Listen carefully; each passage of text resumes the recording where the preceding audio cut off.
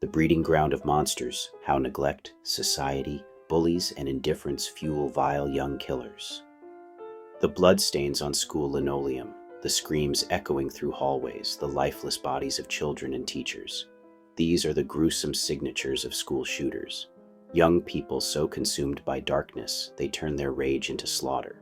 But before the bullets fly, before the news cycles churn out another grim headline, there are signs. Always signs. The ones who should see them first, the parents, are too often complicit in their absence, their apathy, or their inability to act, trapped in a system that grinds them down. Add to this the relentless cruelty of bullies who push fragile minds to the brink, and a society that fails to curb their behavior, and you have a recipe for catastrophe. The perpetrators pull the trigger, but the parents, the schools, and the system hand them the gun. This isn't just about a single tragedy. It's a pattern, a sickness festering in plain sight. Young people don't wake up one day and decide to massacre their classmates, hunt down a queer or trans person to torture and kill, or take their own lives. These acts are the culmination of a slow, ugly descent, fueled by unchecked social media rabbit holes, a news cycle obsessed with despair, parents stretched beyond their limits, a society that punishes rather than supports, and bullies who thrive in the shadows of neglect. Yet, even in this broken system, the truth remains. Parents must be more involved, more vigilant, more present in their children's lives, especially online, and schools must stop letting bullies run rampant. The media's grim chorus. The news is a relentless parade of misery, wars, disasters, corruption, and more school shootings. For a troubled teen, this isn't just background noise, it's a script. A 2019 American Psychological Association study showed that violent news can desensitize young people and, in extreme cases, inspire copycat acts. The names of shooters, Dylan Klebold, Eric Harris, Nicholas Cruz, become infamous, their faces plastered across screens. To a lonely, angry kid, this looks like a path to significance. Parents who let their kids marinate in this negativity without context are pouring fuel on a smoldering fire. They're not teaching them to question the media's lens or seek stories of resilience. But many parents aren't there to have these conversations. They're working 2 jobs, scrambling to pay bills, or too exhausted to notice what's on their kid's screen. The social media abyss. Social media is a digital hellscape where algorithms prey on vulnerability. Platforms like X, TikTok, or Reddit's darker corners amplify despair, rage, or extremism. A 2021 Center for Countering Digital Hate study found that 84% of hate speech goes unflagged, letting toxic ideologies fester. For an isolated kid, these algorithms are a one-way ticket to radicalization. Forums glorifying violence, echo chambers validating hate, influencers peddling nihilism. The 2022 Buffalo shooter was radicalized online. The 2019 Dayton shooter's social media screamed red flags, posts about mass murder and misogyny. Kids hide behind alternate accounts, spewing venom or idolizing killers. Parents should be checking these digital footprints, but too many don't know where to start. They treat the internet as a babysitter, not a battlefield, because they're overwhelmed or uninformed. The torment of bullies, a catalyst for collapse. Then there are bullies, the cruel architects of despair who push vulnerable kids towards suicide or slaughter.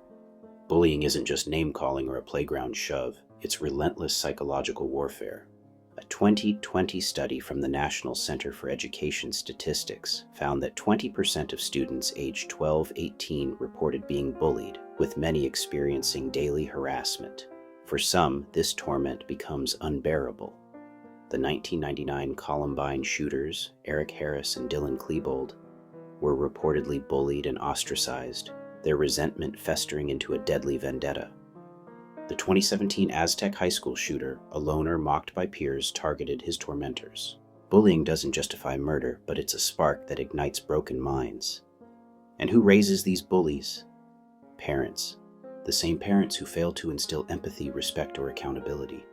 Bullies learn their cruelty at home, through neglect, exposure to toxic role models, or parents who dismiss their behavior as kids being kids. A 2018 study in the Journal of Child Psychology and Psychiatry linked harsh or absent parenting to aggressive behavior in children. Parents who don't correct their child's sneers, taunts, or physical intimidation are cultivating monsters who destroy others, and sometimes themselves. Schools share the blame. Too many turn a blind eye to bullying, treating it as a rite of passage or lacking the resources to intervene. Teachers are overworked, counselors are scarce, and zero-tolerance policies often punish victims as much as aggressors. When schools fail to act, bullies grow bolder and their targets grow desperate. By the time a bullied kid snaps, whether through suicide or a shooting, the system has already failed them. And when bullying escalates unchecked, it's not just the parents who should face scrutiny, it's the schools, the administrators, the teachers who looked away. If schools can't or won't stop bullies, the cycle continues until it's too late. Some kids are sent to military schools or face legal consequences, but these are band-aids on a gaping wound. We can't keep allowing apathetic, cruel young people to terrorize their peers without consequences. It's not just about punishment, it's about prevention, and that starts with parents and schools taking responsibility. Society's complicity, a system that breaks families. Parents and schools don't operate in a vacuum. Society's failures exacerbate the problem. The cost of living, rent, utilities, groceries, healthcare, crushes families. A 2023 Economic Policy Institute report found that 60% of families can't afford quality childcare, forcing parents to work grueling hours or leave kids unsupervised. Single parents are stretched to breaking, working 60-hour weeks to keep the lights on, with no time to monitor their kids' X posts or Discord chats. The system punishes parents for disciplining their children, with schools or social services labeling firm parenting as abuse. Long commutes, unpredictable schedules, and the gig economy leave parents absent. Mental health support is scarce. A 2022 National Alliance on Mental Illness study found 55% of youth with mental health issues receive no treatment. Parents who see their child spiraling, posting violent rants, or withdrawing can't afford or access help. Society tells them to figure it out while tying their hands. This creates a vicious cycle. Exhausted parents disengage, kids fall into the internet's clutches, and bullies thrive in the chaos. Alternate accounts proliferate, filled with hate or cries for help that go unnoticed. The system doesn't just fail, it punishes families for struggling. The parents who look away. Even so, the raw truth cuts through. These vile young people, shooters, bullies, tormentors, don't emerge from nowhere. They're shaped by homes where boundaries, respect, and attention are absent. Parents who hand their kids a smartphone at 10 and call it freedom aren't parenting, they're surrendering.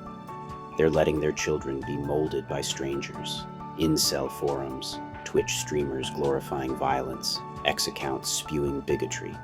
A 2020 FBI report noted that many school shooters exhibited warning signs, threatening posts, fascination with weapons, cruelty, months or years before their attacks.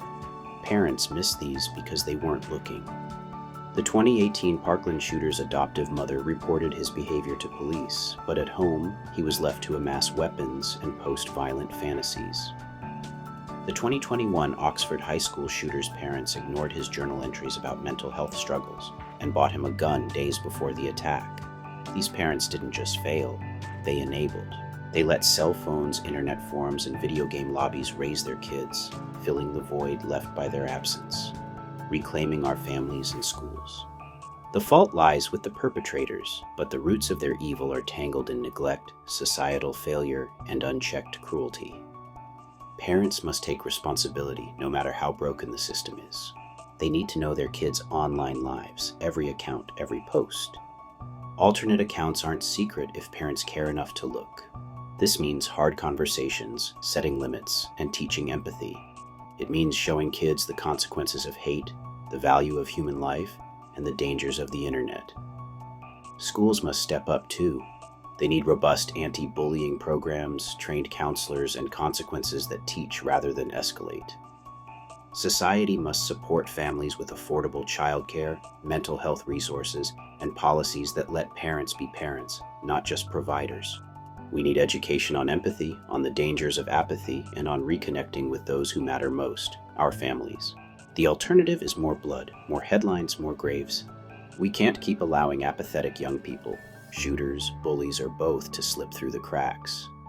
It's time to stop watching and start acting before the next monster takes aim. by Scott Young, aka Synfamous Gamer.